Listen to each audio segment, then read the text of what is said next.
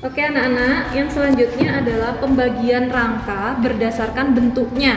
Kalau tadi pembagian rangka berdasarkan letaknya di dalam tubuh. Sekarang ini dari bentuknya anak-anak. Nah, kalau kalian lihat ternyata tulang itu terdiri dari beberapa bentuk. Nah, tulang kita atau rangka kita terdiri dari 4 bentuk. Yang pertama adalah tulang pipa atau tulang panjang. Yang kedua adalah tulang pipih. Dan yang ketiga, tulang pendek, dan yang terakhir adalah tulang tidak beraturan. Oke, sekarang kalian lihat di mejanya Ibu sudah ada beberapa tulang ya, yang memiliki bentuk yang berbeda. Yang pertama untuk tulang pipa. Nah, sama dengan namanya, tulang pipa tersusun dari bentuk ini yang panjang, di mana di kedua sisinya terdapat bonggol tulang. Itulah ciri-ciri dari tulang pipa. Ya. Kemudian kalau ini dipotong, maka di dalamnya terdapat sumsum tulang. Anak-anak bisa melihat di buku untuk lebih jelasnya mengenai pembentukan sel darah merah di dalam tulang ya. Nah, kalian lihat di sini ternyata ada beberapa bagian tubuh kita yang tersusun dari tulang pipa. Yang pertama jelas ini ada tulang paha yang tadi sudah Ibu jelaskan, tulang terpanjang dalam tubuh kita, ada tulang kering, dan ada tulang betis. Coba anak-anak cari untuk contoh yang lain ya, masih banyak. Kemudian yang kedua, tulang pipih. Pipih itu apa sih? Pipih itu istilahnya mungkin kalian lebih paham, gepeng ya, gepeng. Kita lihat di sini, mungkin yang suka sop iga akan tahu bahwa iga kambing, iga sapi itu bentuknya pipih atau gepeng. Nah, sama halnya dengan tubuh manusia, tulang rusuk atau iga ini terdiri dari tulang pipih. Ya, tulang pipih. Mohon maaf ini di torsonya tidak terlalu kelihatan kalau ini pipih. Padahal aslinya ini sangat pipih ya anak-anak ya. Dan kemudian ada tulang dada. Ini juga tulang pipih. Kemudian ada tulang yang ada di belakang kita. Ada yang ingat namanya? Tulang belikat ya. Ini juga tersusun atas tulang pipih. Oke, dari dua tulang ini paham ya?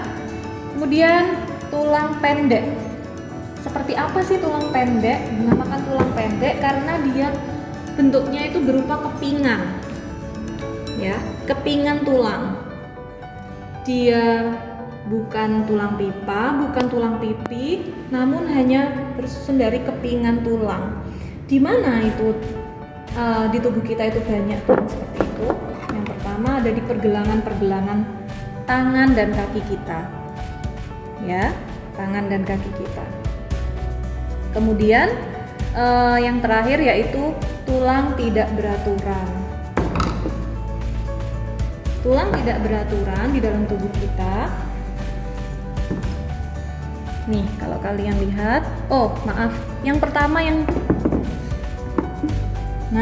lebih jelas yaitu tulang penyusun wajah. Tulang penyusun wajah kita terdiri dari tulang yang bentuknya tidak beraturan anak-anak.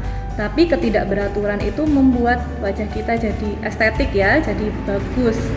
Coba bayangkan kalau tulang kita kotak nih, muka kita pasti kotak kayak SpongeBob ya. Coba lihat ini, tidak beraturan. Mau dimasukkan ke tulang pipi? Bukan. Tulang pendek? Bukan. Apalagi tulang pipa? Jelas bukan. Ya, nih penyusun wajah kita semua terdiri dari tulang tidak beraturan bentuknya. Dan yang selanjutnya yaitu tulang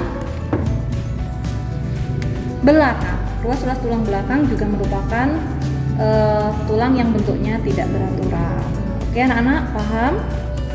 Nah sekarang yang selanjutnya yaitu pembagian tulang berdasarkan kekerasannya. Kenapa kok beda kekerasannya? Karena penyusun utamanya juga berbeda. Kalau kalian lihat di sini, di ruas-ruas tulang belakang, kemudian di pertemuan antar tulang diberi warna yang berbeda. Nah, warna yang berbeda ini menunjukkan juga jenis tulangnya berbeda. Yang warna biru ini menunjukkan tulang rawan anak-anak. Sedangkan yang warna putih ini adalah tulang keras. Bedanya apa? Kalau tulang rawan itu sifatnya lebih lunak. Kalian bisa pegang cuping hidung kalian sendiri atau cuping telinga kalian. Kalian pencet bagian itu, maka bagian itu masih bisa kalian gerakkan. Itu contoh dari tulang rawan.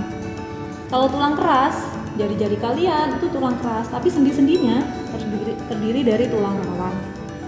Isinya juga berbeda. Kalau tulang rawan itu terdiri dari kolagen, ya, suatu bahan kimia yang disebut kolagen.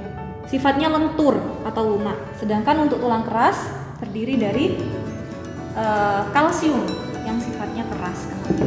Oke, jadi kesimpulannya untuk pembagian tulang, yang pertama berdasarkan tempatnya di dalam tubuh, yang kedua berdasarkan bentuknya, kemudian berdasarkan sifat atau kekerasannya.